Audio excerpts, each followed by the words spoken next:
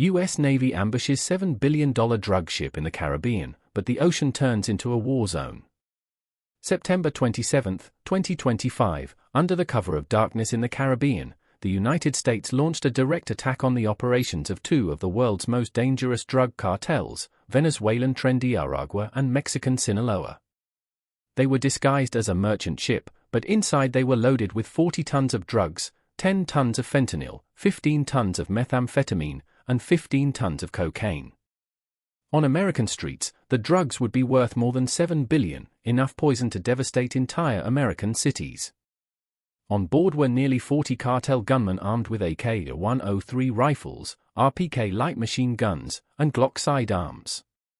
Even more horrifying, 5 hostages, women and children, were taken to be sold into global human trafficking networks. But the ocean betrayed them.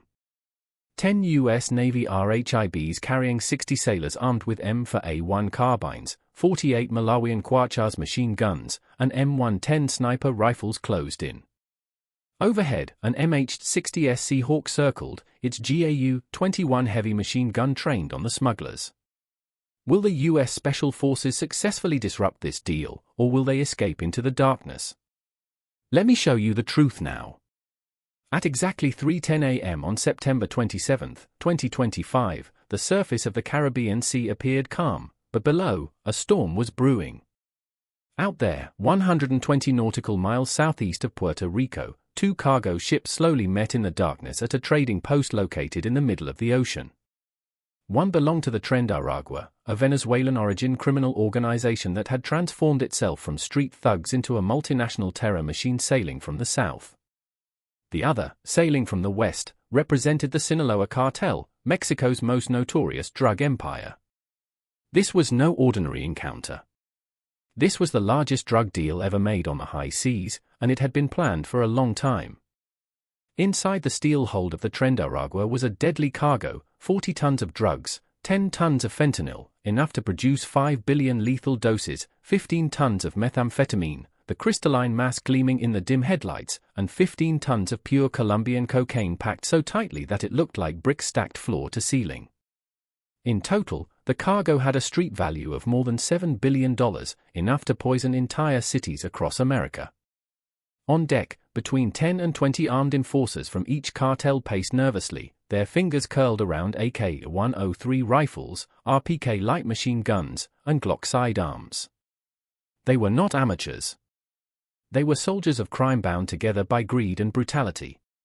Their goal was simple: exchange billions in cash for narcotics, then disperse the poison northward into America's veins.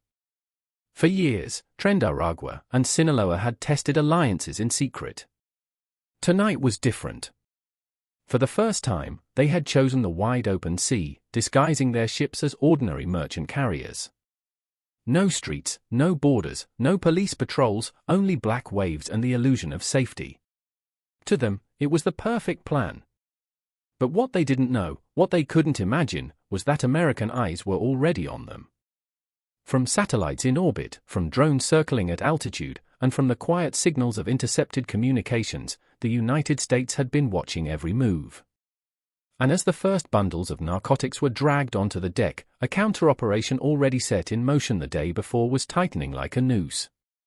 The night had only just begun. As the 2 cartel vessels drifted closer on that black Caribbean night, they believed the ocean itself was their shield. What they could not see was that a far greater force was already in motion. For 48 hours, U.S. naval intelligence had tracked every encrypted message, every satellite ping, and every unusual maneuver on the water. The pieces all pointed to this moment, a multi-billion-dollar narcotics handoff at sea. The stakes were staggering. If the exchange succeeded, 40 tons of poison, enough to flood the American market for months, would move north under Sinaloa's vast smuggling corridors. Analysts in Washington estimated it could fuel over 15 million individual street deals.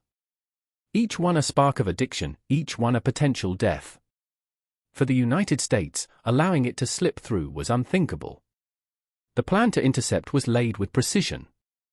From the deck of the San Antonio-class LPD-17, a literal combat ship stationed 10 nautical miles away, orders crackled across encrypted channels. 10 RHIBs, rigid-hull inflatable boats, slid silently into the sea, each carrying 5 to 6 Navy sailors and special operators armed with M4A1 carbines, 48 Malawian Quachas machine guns, and M110 sniper rifles mounted for overwatch. In total, nearly 60 men were converging on the target from all sides. Above, an MH-60S Seahawk helicopter hovered 600 feet up, its powerful searchlights ready to burn the darkness into daylight. Gunners manned GAU 21.50 caliber machine guns while forward observers relayed every movement to the approaching RHIBs. The trap was not brute force alone. It was timing, coordination, and the discipline of men trained for moments exactly like this. Every RHIB throttled down just outside the kill zone, drifting silently as sailors checked magazines and adjusted optics. Radios hissed only 3 words: hold the line. On the cartel ship, the first crates of narcotics were being lifted. Cash bundles stacked beside them. On the horizon, the faint whine of rotors began to grow. What Trinidad and Sinaloa thought was a safe haven was now a cage, and the American fist was about to close. What do you think? Could the U.S. Navy stop and destroy this entire billion-dollar drug trade right at sea? Comment below. 3:28 a.m. The silence shattered. From above, the MH-60S Seahawk dropped its searchlight onto the deck, a blazing cone of white that stripped away the cartel's camouflage. A voice boomed through loudspeakers: U.S. Navy.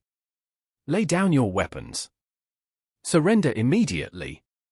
For one heartbeat, Trinidad gunmen froze in disbelief. Then defiance snapped back. The first muzzle flash ripped across the darkness. A burst from a mounted Dishike heavy machine gun tore into the air, its 600 rounds per minute rattling the Seahawk's fuselage below. Sinaloa shooters leveled their AK-47s and RPK light machine guns, spraying blindly at shadows. The sea, calm only moments before, now churned with the thunder of gunfire. The Americans responded accurately. 10 RHIBs lunged forward at 40 knots, their 48 Malawian Quachas machine guns firing. Sparks flew over the black waves, cutting through cartel fighters scrambling for cover inside the ship. Navy snipers armed with M110 rifles picked off their targets ruthlessly, one shot, one to the deck. The battle was chaos, yet perfectly orchestrated. Within the first 5 minutes, over 1,200 rounds were fired from U.S. weapons. Sparks danced across the hull of the narco ship as bullets punched through metal plating. One cartel gunman with an RPG-7 managed to shoulder his launcher and fire. The rocket screamed past a RHIB, missing by only 15 feet before detonating harmlessly in the sea. The shockwave sprayed walls of water over the sailors but left them undeterred. From above, the Seahawk's GAU 21.50 caliber roared. A single strafing burst shredded the cartel's machine gun nest, cutting down 3 fighters instantly and silencing the Dishike. Still, the traffickers fought with desperation. Grenades clattered across the deck. A sailor aboard a RHIB was wounded by shrapnel but continued to fire, blood streaming down his arm. The intensity of the fire reached its peak at 3:41. Smoke billowed from the drug ship as flames caught the cargo net, small explosions shaking the night like war drums. More than a dozen cartel gunmen fell, their bodies scattered among the billions of dollars worth of drugs. Surrounded, their ammunition dwindling, panic spread. Some tried to reload with trembling hands. Others screamed into radios for help that would never come. The Americans pressed harder, closing the circle. Each RHIB drew closer, muzzle steady, while the Seahawk above traced every movement with unblinking eyes. The ambush had begun as a demand for surrender. Now it was a storm of fire and steel, and the narco soldiers of Trinidad and Sinaloa were being crushed beneath it. The gun battle was fierce, but the question is, what will happen when the American soldiers set foot on this giant ship? Let's continue to follow. 3:52 a.m. The cartel ship was burning in patches, the deck slick with salt water and blood. The gunfire had died down. The Trinidad and Sinaloa fighters, out of ammunition and courage, dropped their guns and raised their hands. As soon as the first man knelt, the command rang out clearly, "Boarding team, go." From the sea, U.S. Navy RHIBs slammed into the steel hull. Hooks flew, ladders clanged, and within seconds, 2 full boarding teams, nearly 30 sailors and crew, were swarming onto either side of the ship. Rubber boots thumped on the deck, rifles pointed, lasers cut through the smoke. The cartel fighters were pushed face down onto the steel, their wrists strapped. In less than 7 minutes, more than 25 drug fighters were captured. What they found below deck was worse than expected. In the forward hold were the drugs, 40 tons in all, pallets wrapped in film stacked on top of each other. But the shock was not just the drugs. In a locked cargo cabin, the sailors broke through a reinforced door and discovered 5 hostages, 3 women and 2 children, chained and terrified. They had been sold into human trafficking networks, their lives turned into commodities. The rescue was immediate. Medical staff wrapped them in blankets, checked their wounds, and carried them out into the crisp night air. One child clung so tightly to his sailor's uniform that he refused to let go, even when placed on a RHIB. As the evidence was gathered, a final decision was made up the chain of command. The drug ship, too damaged and too dangerous to tow, would not be spared. Explosives were placed along the hull. The sailors returned to the RHIBs. Minutes later, flames erupted as controlled explosions ripped through the ship. The Caribbean sky lit up like dawn, a billion-dollar empire reduced to molten steel and smoke.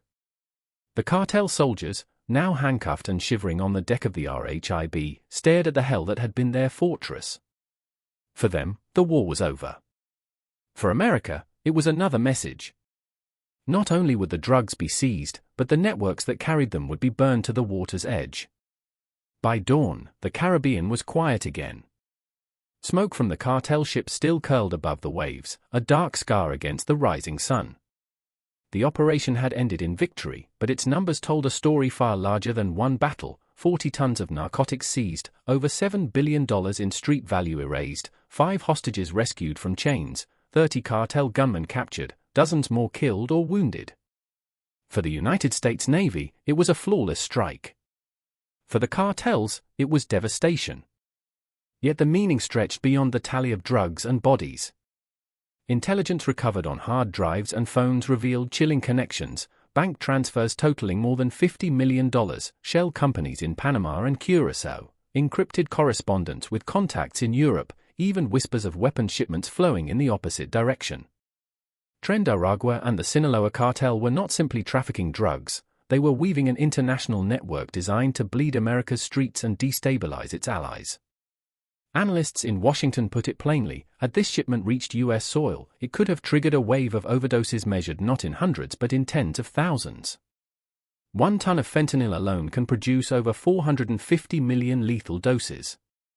This ship carried 10 times that amount.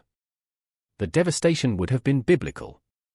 And so, the message was delivered, not just to Tren de Aragua or to Sinaloa, but to every criminal syndicate that believes the ocean is their shield. Attack America's borders with poison, and the response will not be symbolic. It will be decisive. It will come at sea, in the air, and, if necessary, to the very strongholds where these empires are built. But the warning carries a darker question. If 2 cartels acting alone could marshal this much firepower and narcotics, what happens when a hostile state bankrolls them with 10 times the resources? What happens when the next merchant ship carries not just drugs, but missiles or explosives? The oceans are watching. America cannot afford to blink. The night of September 27, 2025, will not be forgotten. What began as a secret meeting between 2 of the world's most ruthless cartels ended in flames, shattered steel, and chains on the wrists of their soldiers. The Tren de Aragua syndicate, born in Venezuela's prisons, and the Sinaloa cartel, Mexico's narco giant, believed the sea would hide them. Instead, the sea became their grave. The statistics are staggering: 40 tons of narcotics destroyed, 10 tons of fentanyl, 15 tons of meth, 15 tons of cocaine, a street value exceeding $7 billion, 5 innocent hostages saved from a fate worse than death, 30 cartel fighters captured alive, dozens more killed or wounded, and a criminal alliance that had operated in shadows for years, exposed before the world. These are not just numbers, they are lives spared, communities protected, futures reclaimed. But victory is only half the story. Intelligence seized in the operation proved that these cartels are no longer isolated criminals. They are global players, laundering millions through banks, buying weapons on black markets, and plotting routes that cross oceans and continents. The world is learning a harsh truth: cartels have become something more than gangs. They are quasi-armies, equipped, funded, and ready to destabilize entire nations if left unchecked.